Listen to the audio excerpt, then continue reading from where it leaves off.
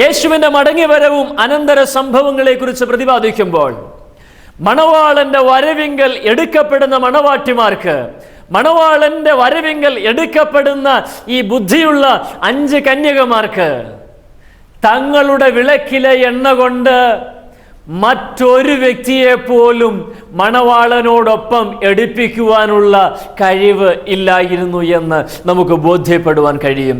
എന്താണ് ഈ പറഞ്ഞതിൻ്റെ അർത്ഥം? വചനം ഇങ്ങനെ പറയുന്നു.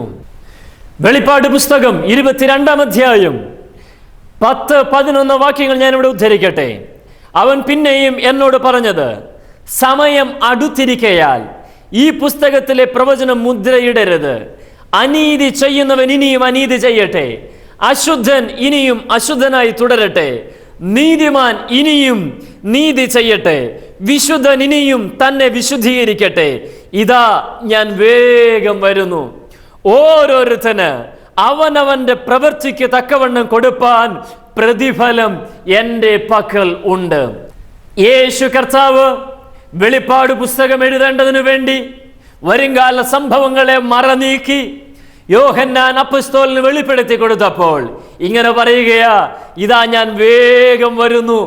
ഓരോരുത്തനും അവനവന്റെ പ്രവൃത്തിക്ക് തക്കവണ്ണം കൊടുപ്പാൻ പ്രതിഫലം എൻ്റെ പക്കൽ ഉണ്ട്. പ്രിയമുള്ളവരെ, വരുംകാല സംഭവങ്ങളെ കുറിച്ച് നാം ചിന്തിക്കുമ്പോൾ, യേശുവിന്റെ മടങ്ങിവരവിനെ കുറിച്ച് ചിന്തിക്കുമ്പോൾ, ഞാൻ ചെയ്ത വിശുദ്ധ പ്രവൃത്തി കൊണ്ട് മറ്റൊരുത്തൻ എനിക്ക് സ്വർഗത്തിലേക്ക് കൊണ്ടുപോകാൻ കഴിയത്തില്ല. മറ്റൊരുത്തൻ ചെയ്ത പ്രവൃത്തിയുടെ ഫലം എനിക്ക് സ്വർഗരാജ്യത്തിൽ അനുഭവിപ്പാനും കഴിയത്തില്ല. എന്നാൽ ഒരു കാര്യം വ്യക്തമായി പറയാം, അവനവൻ ശരീരത്തിലിരിക്കുമ്പോൾ ചെയ്തത് നല്ലതാകിലും തീയതാകിലും അതിന് തക്കവണ്ണം പ്രാപിക്കുവാൻ നാം ഓരോരുത്തരും ദൈവത്തിന്റെ ന്യായാസനത്തിന് മുൻപാകെ നിൽക്കേണ്ട ഒരു ദിവസമുണ്ട്. ഇവിടെ ഇതാ ധാരാളം എണ്ണ കയ്യിൽ കരുതിയ ഈ 5 കന്യകമാർക്ക് ബാക്കി എണ്ണ കയ്യിലില്ലാത്ത 5 കന്യകമാരെ രക്ഷിപ്പാൻ കഴിഞ്ഞില്ല. എൻ്റെ വാക്കുകളെ കേൾക്കുന്ന പ്രിയ സ്നേഹിത, ഈ ലോകത്ത് ഏതു വിധേനയും ജീവിച്ചിട്ട്, എങ്ങനെയും കുറെ ധനം സ്വരൂപിച്ചിട്ട്, എങ്ങനെയും കുറെ വസ്തുവകൾ ഉണ്ടാക്കി തീർത്തിട്ട് ഇന്ന് പകൽ അല്ലെങ്കിൽ ഇന്ന് രാത്രി താങ്കളുടെ ആത്മാവിനെ ദൈവം താങ്കളോട് ചോദിച്ചാൽ താങ്കളുടെ നിത്യത എവിടെ ചിലവഴിക്കും? താങ്കൾ സമാഹരിച്ചു വെച്ച മുഴുവൻ സാമ്പത്തികവും ഏതെങ്കിലും ഒരു മതപുരോഹിതന്റെയോ കാർമ്മികന്റെയോ അടുക്കൽ കൊണ്ടുപോയി കൊടുത്തിട്ട് എനിക്ക് വേണ്ടി മരണാനന്തര ശുശ്രൂഷകൾ ചെയ്ത് എന്നെ സ്വർഗത്തിലേക്ക് എത്തിക്കണമെന്ന് പറയുവാൻ വിശുദ്ധ ബൈബിളിൽ പ്രമാണമില്ല. അവനവൻ ശരീരത്തിലിരിക്കുമ്പോൾ ചെയ്തത് നല്ലതാകിലും തീയതാകിലും അതിന് തക്കവണ്ണം പ്രാപിപ്പാൻ നാം ഓരോരുത്തരും ദൈവത്തിന്റെ ന്യായാസനത്തിന് മുൻപാകെ നിൽക്കേണ്ട ഒരു ദിവസം വരും. മാനസാന്തരപ്പെട്ട് പാപജീവിതത്തോട് വിട പറഞ്ഞ് ദൈവത്തിങ്കലേക്ക് തിരിഞ്ഞുകൊള്ളുവാൻ ദൈവത്തിന്റെ വചനം സകല മനുഷ്യരോടും ബുദ്ധി ഉപദേശിക്കുകയാണ്. ഇവിടെ ഇതാ ബുദ്ധിയുള്ള 5 കന്യകമാർ അവർ വിളക്കിൽ എണ്ണയെടുത്തും കൊണ്ട് പുറപ്പെട്ടു. ആരാണ് ഈ ബുദ്ധിയുള്ളവർ?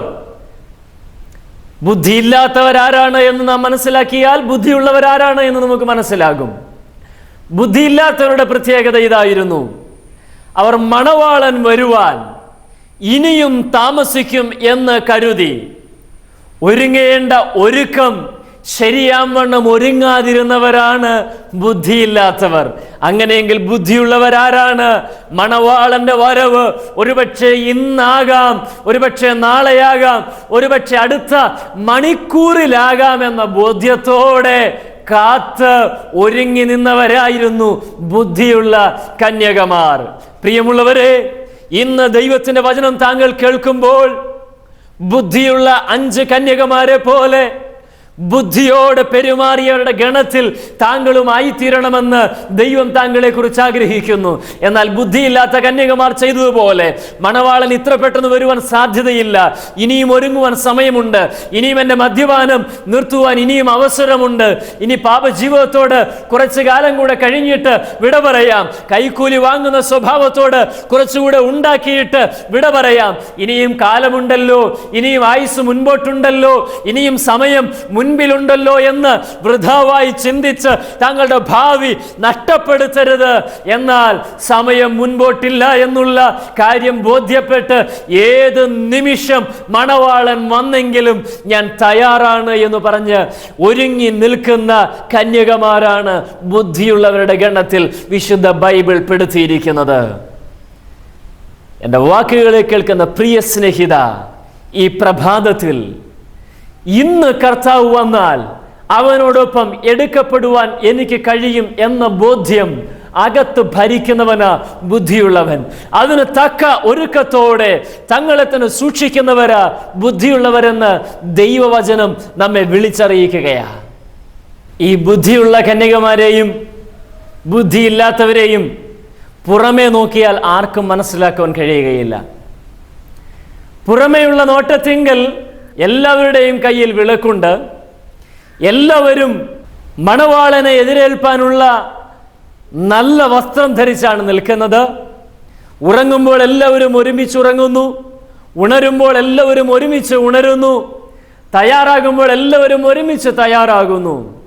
പുറമെ എല്ലാവരും ഒരുപോലെ തോന്നുന്നു. പക്ഷേ ആരാ ബുദ്ധിയുള്ളവൻ, ആരാ ബുദ്ധിയില്ലാത്തവൻ?